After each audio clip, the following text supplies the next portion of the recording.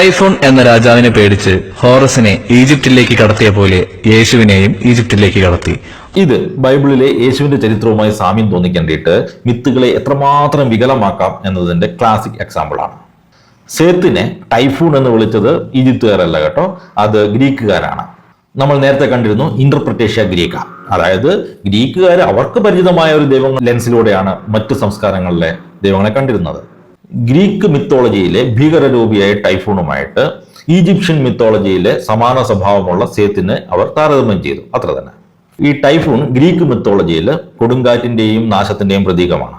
Seth Egyptian മിത്തോളജിയിൽ മരുഭൂമിയുടെയും കൊടുങ്കാറ്റിന്റെയും അരാജകത്വത്തിന്റെയും പ്രതീകമാണ്. ഈ സത്തിനെ ഇവർ ഒരു മനുഷ്യ രാജാവായിട്ട് ചിത്രീകരിക്കാനുള്ള കാരണം ബൈബിളിലെ ഹെറോദോസ് രാജാവുമായിട്ട് ഒരു സാമ്യം ഉണ്ടാക്കിയെടുക്കുക എന്ന ഒരു കുൽസിത തന്ത്രമാണ്. എന്നാൽ ഹെറോദോസ് ഒരു ചരിത്ര പുരുഷനാണെന്നുള്ള കാര്യത്തിൽ ആർക്കും സംശയം ഉണ്ടാവില്ല. എന്നാൽ ഈ സേത്താവട്ടെ ഒരു മിത്തിക്കൽ ക്യാരക്ടറാണ്. സേത്ത് ഹോറസിന്റെ അമ്മാവനാണ് കേട്ടോ.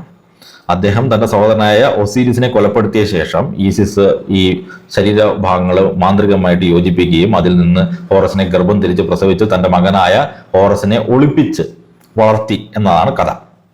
യേശു ഇസ്രായേലിൽ നിന്നും മറ്റൊരു രാജ്യമായ ഈജിപ്തിലേക്ക് പലായനം ചെയ്തതുമായി ഇതിനെ യാതൊരു രീതിയിലും താരതമ്യം ചെയ്യാൻ പറ്റില്ല. ഹോറസിന്റെ കഥ നടക്കുന്നത് തന്നെ ഈജിപ്തിലല്ലേ. അവിടെയുള്ള ഖമ്മിസ് എന്നൊരു ചതുപ്പ് നിലത്തില് ഈസിസ് തന്റെ മകനെ ഒളിപ്പിച്ച് വളർത്തുന്നു, അത്രേ ഉള്ളൂ. ഈജിപ്തിലുള്ളവർ ഈജിപ്തിലേക്ക് പലായനം ചെയ്തു എന്ന് പറയുന്നത് തികഞ്ഞ അസംബന്ധമാണ്.